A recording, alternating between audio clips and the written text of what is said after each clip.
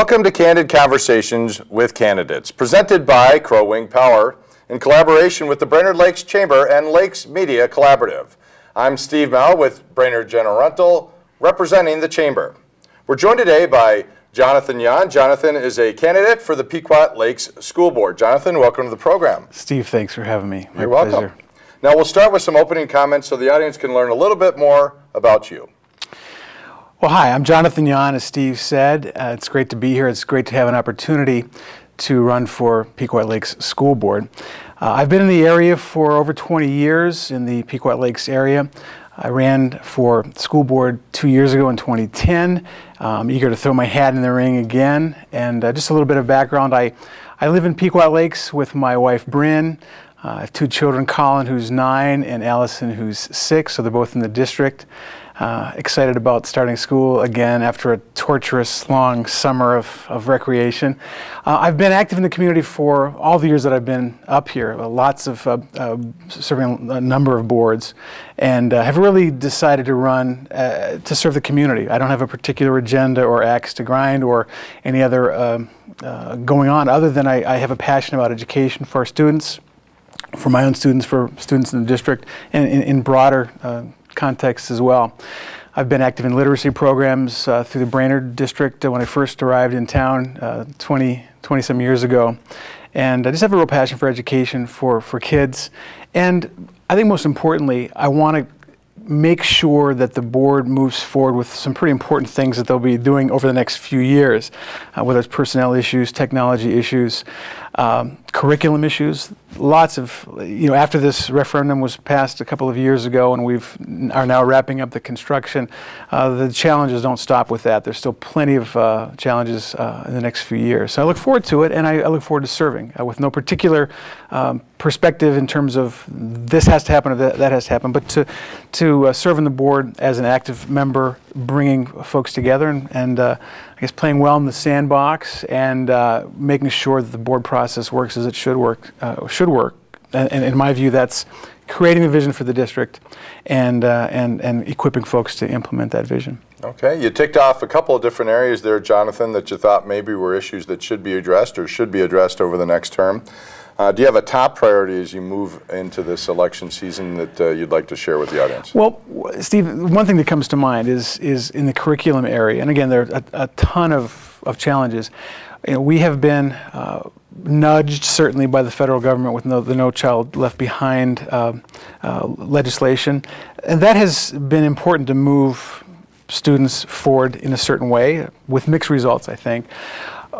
I think we have to challenge all of our students. And that's always a challenge for teachers. Hardworking teachers have much more than just educating students on their plate. It's discipline, it's motivation, it's all sorts of things. So, but a particular, I guess, passion of mine is making sure that we are challenging all of our students, engaging them, and really learning fundamentals. I mean, education, I think, begins and ends at home, but I can't teach math, for goodness sakes. I was pretty good as a kid, but I know limitations, and I just want to equip our staff, our administration, our faculty to challenge our kids, keep them engaged, and to equip them really to perform well in whatever direction they head after school, after public education. Okay.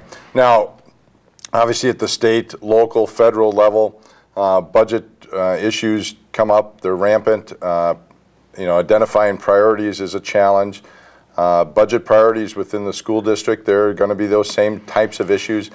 Have you identified any budget priorities and the process for going about ensuring that there's funds there to provide for those priorities? I think that's always a challenge, Steve. Yeah. We know that. And I think there's still some I don't want to say ill will, but certainly some strong feelings on both sides when the referendum was tried a couple of times and passed again, I believe a year ago, February. A lot of passion about that. I think as a school board member, we have to assess things as they arise and see what's going to fit with our vision for curriculum, for technology, for all the things we just discussed. So I think I don't have a specific agenda. We've got to push more this way or pull back this way. That's I think there are always challenges with personnel, with contracts, with technology, keeping abreast of technology without overspending. So I can say I'm fiscally conservative. That doesn't necessarily mean a whole lot to viewers, but I think what it means practically is that you assess things as they arise and move toward the vision that you're creating for the district. So don't have a specific agenda on devoting more capital to a certain thing or not, but I think you just have to assess things as they arise within the constraints, your budgetary constraints. Okay. So as we look going forward, obviously the product at the end of the day is an educated student, hopefully one that contributes positively to our community. Sure. Whether it's Pequot Lakes or elsewhere across the globe. What do you think the school district can do to ensure that those students are prepared to enter the workforce? Well, I think you have to have a good basic education. You have to be literate. And that means far more than just being able to read and write. I mean, effective communication starts early and in the home, I think certainly. And it goes well beyond that. But they're all obviously students of different abilities, different aptitudes.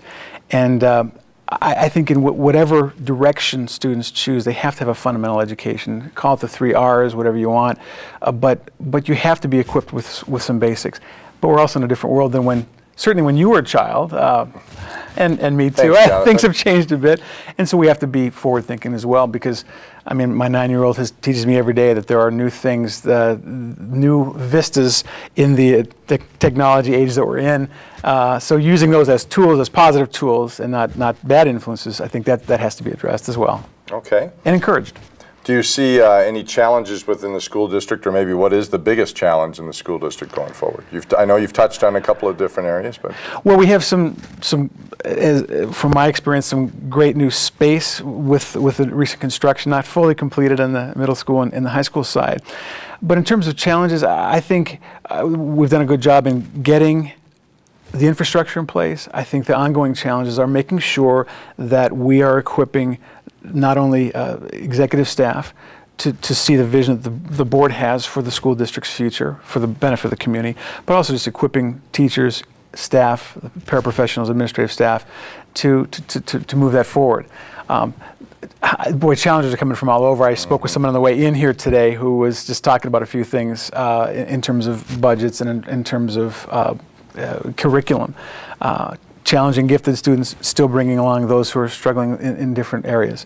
So I mean, I'm not worried there'll be plenty of challenges, but I think with the right board makeup, I think those challenges will be opportunities. Okay, thank you. Any closing comments? We've got a couple seconds left here. Any final thoughts? Well, I'm just pleased, Steve, to be here. I'm pleased to throw my hat in the ring for this important election.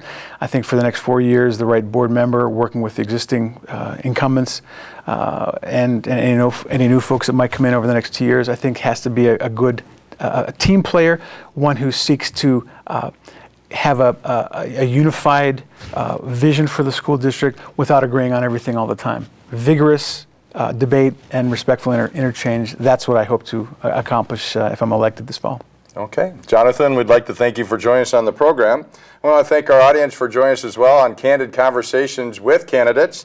For this and other video interviews, please visit votebrainerdlakes.com. That's votebrainerdlakes.com. And please remember to vote on November 6th.